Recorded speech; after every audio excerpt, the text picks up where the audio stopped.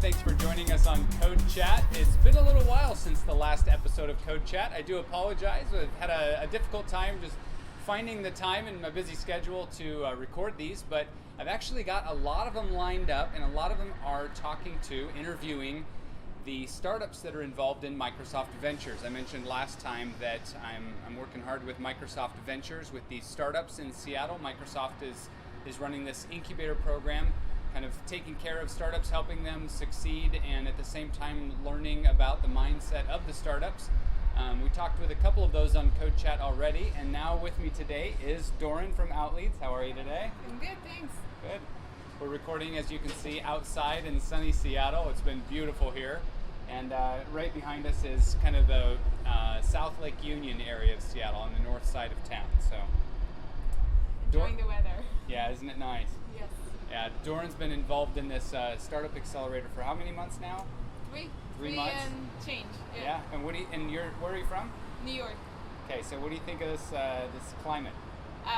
Infinitely better. I mean, it's like New York is here and Seattle is like way up in the sky. It's pretty nice. Huh? Yeah, so much easier to deal with. I mean, when I first started, New York was colder than here, and now it's already warmer than here. Wow. So yeah, this is. No more snowstorms and heat waves? I landed in the middle of a snowstorm when I came back from Seattle one night, and the first thing that the cab driver told me is, "Where'd you come back from?" And I'm like, "Seattle." I was like, "Why?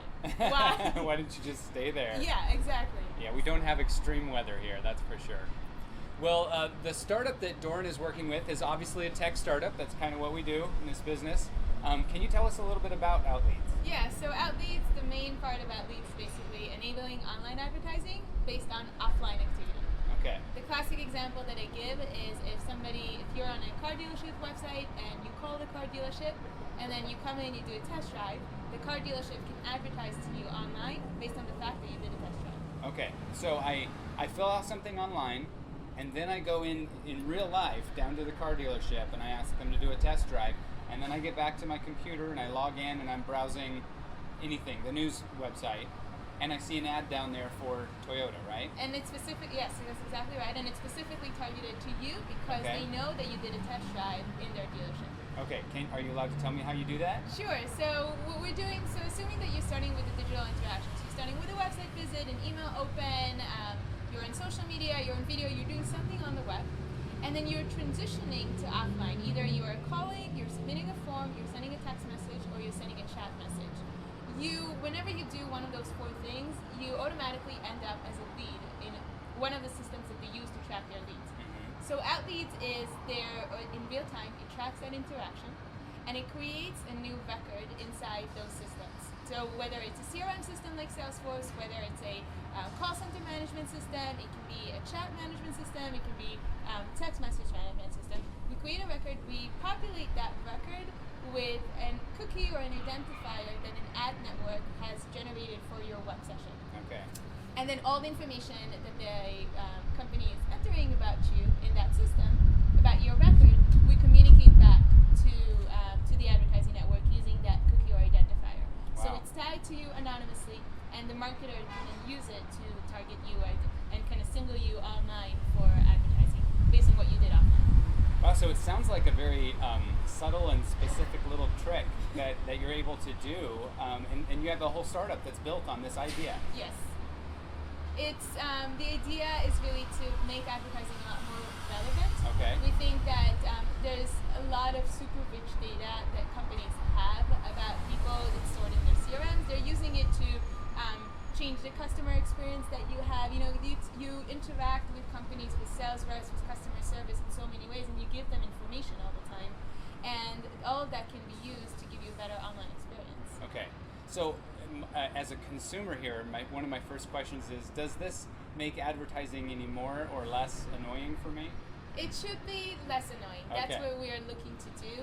The number one complaint that everybody has about online advertising is that it's not relevant. It sucks. That's why everybody hates it. You see banners and ads that you'd never want to see because you told them that you're not interested, or you said to this company that you already bought from somewhere else, and none of that gets reflected in what you see online. Yeah. So we enable the advertising that you see to be much more focused and relevant to you.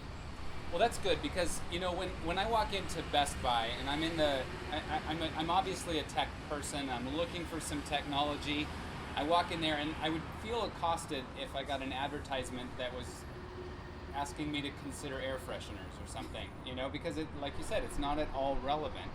But if I land on a web page and something that's very, very interesting to me pops up, maybe I was just there yesterday doing a test drive, and all of a sudden this car pops up on the screen. Not only is it interesting to me and I might consider it helpful, but it sounds like a really likely click-through, right? Yes, so there's actually studies showing that advertising that is trying to leverage this information that companies have about their customers is 3 times more effective than advertising that tries to generate other information. That doesn't surprise me one bit, because normally advertising is pretty much a stab in the dark, right? Yes. It's maybe they use demographics, age groups, things like that. Which is why typical click-through rates are like in the low single digits. Nobody expects to click them anymore, but this actually raises them quite a bit.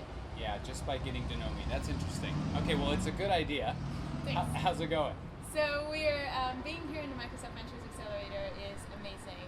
We came in with just a product, and one of the big struggles was how do we get out there and prove that this technology works. Being in the advertising field and even operating as like a data company, there's so many others out there. How do you prove that your technology is better than the others? So that has been like our struggle. The other issue is that this only applies to large companies, and so meaning that basically what we're doing is we're going to a company and saying all the phone calls that you're getting, we're going to segment them online. So like if you get 1,000 phone calls a week, you might advertise to only 200 out of those.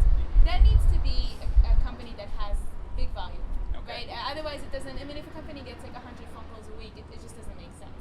So getting those sort of large tier clients to sign up with a new company that just launched a new technology, even as exciting as it is, it hasn't been easy. Yeah. And that has basically been where we were stuck before we came into the program. Microsoft helped just totally alleviate all of that. So through introductions and exposures, and they brought us into their partners, and like it was like that endorsement that really helped us move forward. Yeah.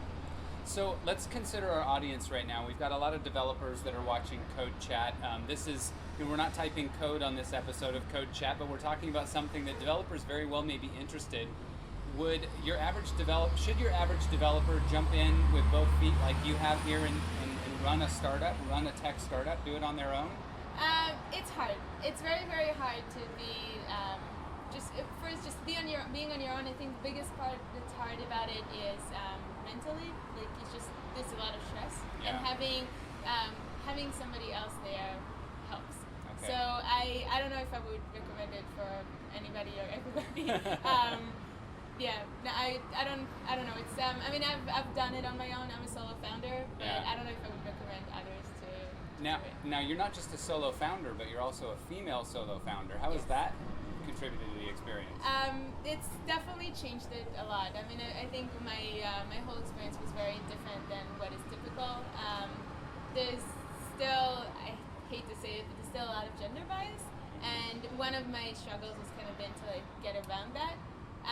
One of the ways that I've kind of gone about it is just to find the people that are willing to not look at the gender bias. So and this goes to like all the females that are out there. It's like you will encounter gender bias, but the key is to just persist and believe that you'll end up finding people that are willing to help you regardless of, and kind of believe in what you're doing regardless of your gender. Yeah. What's been amazing is that at Microsoft Ventures I actually haven't encountered any gender bias at all. Good. So that's been like an amazing community to just be in, especially over the past 3 months.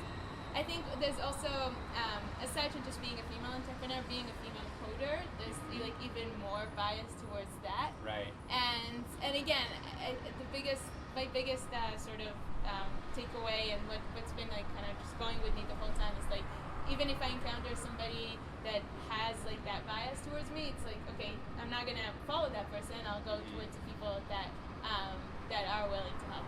And sometimes it sucks because there's like a mentor or a possible mentor or somebody that you meet, and it's like, I really hope that person will help me. And you end up realizing, well, it's not going to be like that person, but there will be others. Yeah. So, yeah, that has been.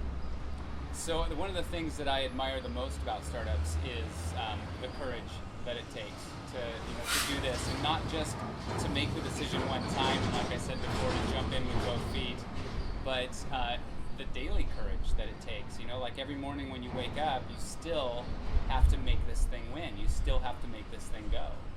Yeah, all of that uncertainty is. That's why having somebody else there kind of helps. Being on your own sometimes. There have been times. Are you talking about like a co-founder? Yes. When I kind of started Outleads, it was like, am I crazy?